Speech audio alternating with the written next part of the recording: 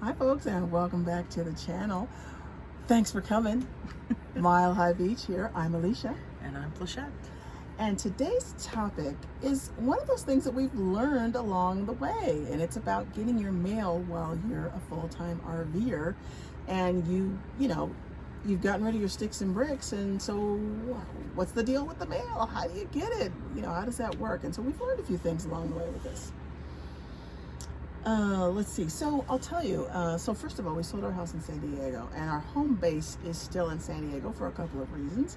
And so we have basically like I guess it's a P.O. box. A mailing address. It's a mailing address. It's a mailing address. And shout out to Lance at the mail station for keeping our mail coming to us wherever we are. And you can pick your location. Yeah. You have to pick what best suits you. Yes. And for us right now, we're best suited where we are. Yeah. Will that potentially change at some point? Sure. Yeah. But right now we have some reasons why we need to stay domiciled in California. Yeah. And so we keep our mailing address in San Diego. Yeah. Yeah. And there's other services too. There's Escape Ease. And that's a mail service. We can put the links to them below. Yeah. There's, isn't there something through the FMCA? I think there's something through the FMCA. I I just think, read about that. Yeah. And there are tons of options. Yeah. This is what we've had, because you've had mail station for how many years? Yeah, I use it for my business. For years. So yeah. This is what works for us, but there are lots and lots of options out there. So we'll try to put a couple in the description as well. Yeah. And so typically what we do is, when we're placing, it depends. So there's certain orders that we're placing, like if it's an Amazon order, or if, say, you're ordering something from REI or whoever you're ordering something from, if you know that the item is going to get shipped within a couple of days and you're still going to be at your location, then you can have it shipped to you where you are at the campground. You'll want to check with the campground to make sure that you can have packages delivered to you there, because we've been to some places where they don't let that. Right. Yeah. Right. They don't allow it. Yeah, they don't allow it. And so when you're booking, that's one of the questions that you want to ask is, what is mail service? Exactly how do I have to have the item addressed to come to me? And, what are the other particulars around receiving mail at the location? Yeah, because even one place, they allowed us to get mail, but they only allowed us to get mail via the major carriers like UPS and FedEx. Yeah. But they didn't allow you to get USPS. Yeah. It had to go across the street to the post office. Yeah. So everybody has their own little rules. So you just want to make sure you know what they are. Yeah. Yeah.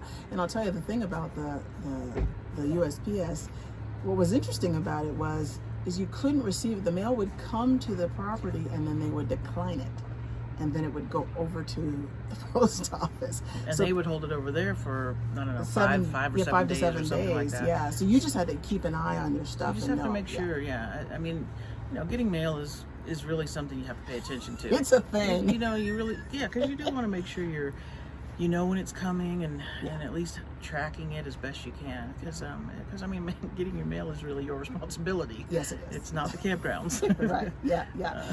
And so we've had things like, instances where we've had to have medication mailed to us, and sometimes there are issues with the carriers, because we would ship it out to San Diego and then it's got to ship from San Diego to us where we are.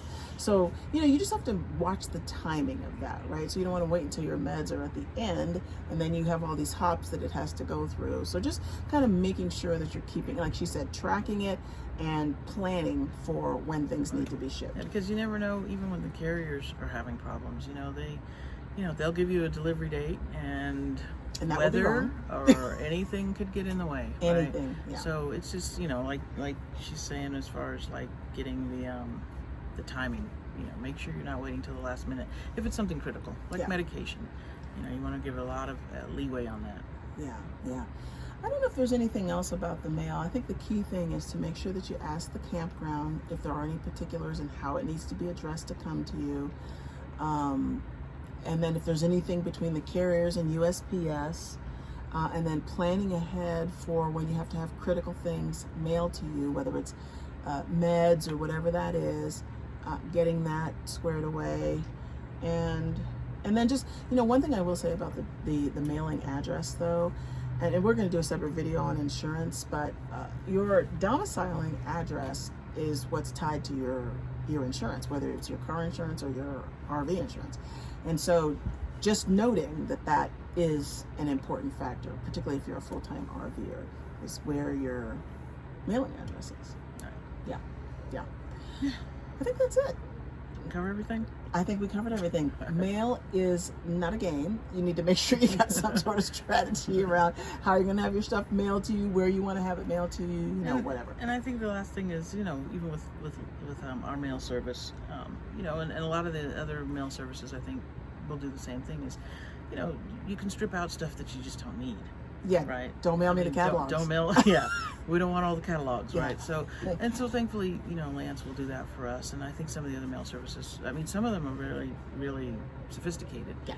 They'll scan it online and you can look through it, and there's all kinds of options out there, like I said. So, yeah. But yeah, it's just we probably call for our mail once every few weeks. Yeah, it depends on what we're having shipped, but we stay in a location for about a month to 6 weeks, and so in that time we might have 2 shipments. Yeah. One for sure, because I still have some clients that pay with paper checks. so at least once, but we might have a couple of other times depending on what's been shipped.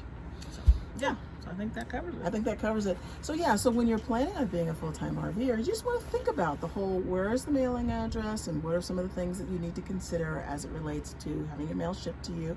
And if you got any questions, we would love it if you put some comments about what you do as far as your mail service, or things that you discovered along the way that you were like, oh God, I didn't even think about that.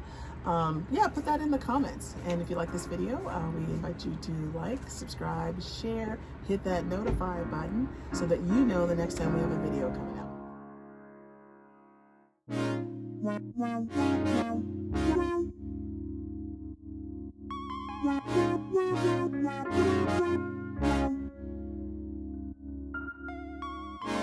Wow.